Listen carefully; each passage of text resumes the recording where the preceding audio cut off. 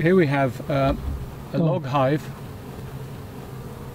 made to the Cevennes dimensions, Cevennes style. The cavity is about 10 to 11 inches, about 12 inches at the maximum, about 11 minimum, and it's 3 feet long. So in all maybe 55 litres of volume. The colony has been very strong and is quite defensive, especially if you threaten the brood nest, which is why you see me dressed in protective suit, because I have looked at these bees before, and if I go anywhere near the brood nest they will let me know they don't want me to be there. Without going into the brood nest, the bees are okay. We walk around the garden, there's not a problem.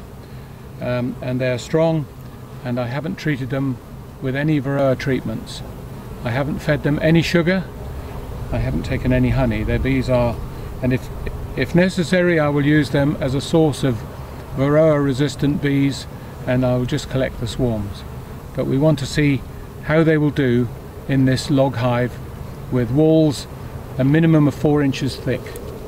I haven't treated bees now for 7 years, and I've noticed that other people who are treating their bees have more varroa, and their varroa is stronger. They're having to treat the bees with more chemicals, stronger chemicals, and more often, more times during the year. Before, people treated the bees in the autumn, and now they're treating in the spring as well.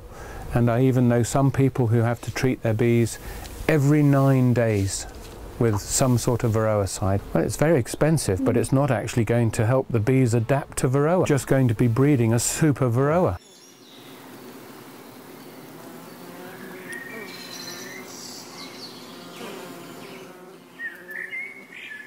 If you do it your side a bit more, it'll spin it a touch. You want to chock it for a second? Yeah. Okay. That's it. Good.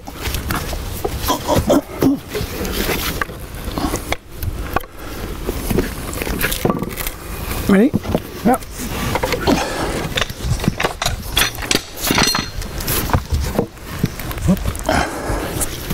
Hello, my name is Matt Somerville. I live in England, north of Andover, in the south of England, and I'm going to show you how we make a log hive for the bees. Inscribe it with a pencil. This is a circle for the hollow that we were going to be cutting. The entrance is probably going to be this side here. And then now I'm going to do a series of vertical lines to mark where we're going to be cutting. So next to the centre line I'm making a couple of other parallel lines, which again we'll be following with the chainsaw.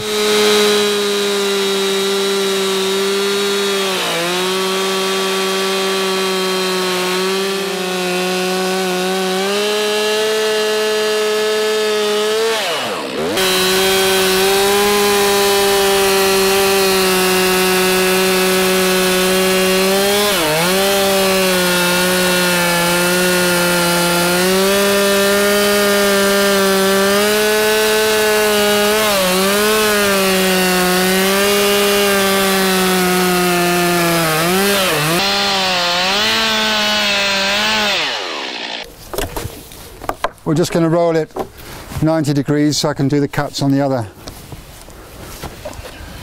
lines.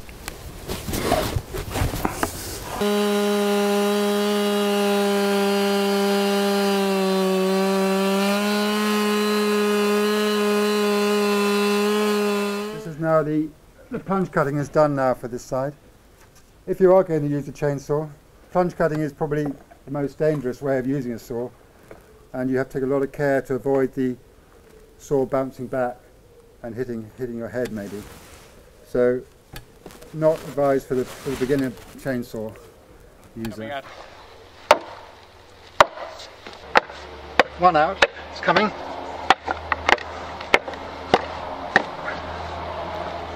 Yeah.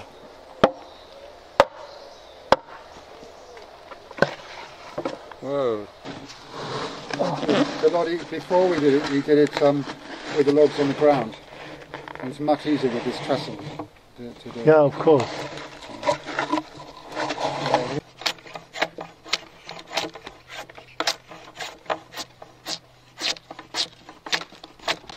work from an edge and work my way around.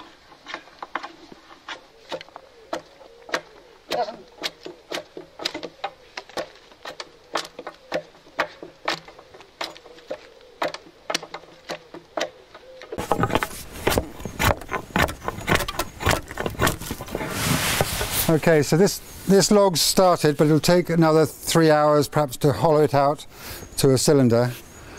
And I want to show you the other processes involved of making the top and the baseboard. So I've got another log that we've done, which I can show you, and we'll do that next. This is the baseboard which I made, and I'm just going to mark out with a pencil what I need to cut out. Okay.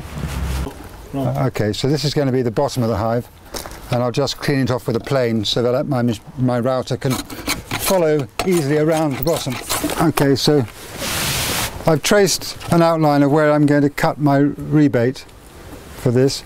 Normally I would have this comes from another hive, but I'll show you what I'm going to do. Normally I allow about 2 centimeters rebate all around. Here it's a bit thin, but it'll still be okay. Okay. And first of all, I'll do it by hand, but first of all I plunge it. I do a series of plunges, and then I go around afterwards and take it off to the line.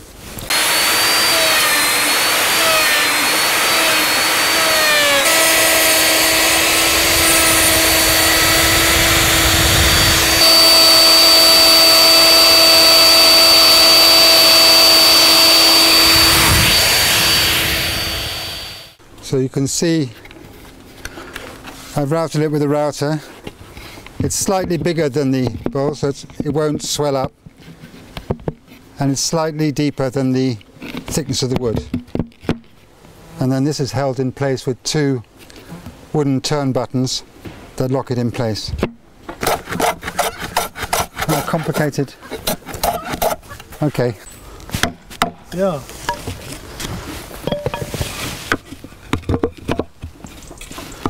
And then you can tighten it up with, well, it's not bad, a little bit more work, and then that'll be alright. But you can, even if it swells, the wood swells up, you can release it. Wow, you're really the best, you know.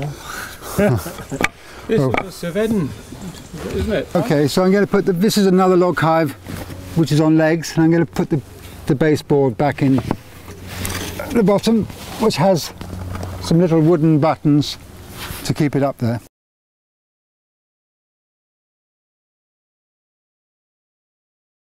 Up there.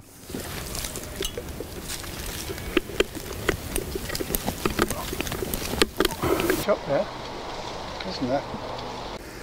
This log hive was populated with a swarm that we find, and seems to be working quite well. We can see pollen coming in to the hive. Inside you can see a lot of comb being built, covered in bees, and it looks like they should go through the winter. None of these log hives are treated with any varroicides or fed, so it's a total natural process.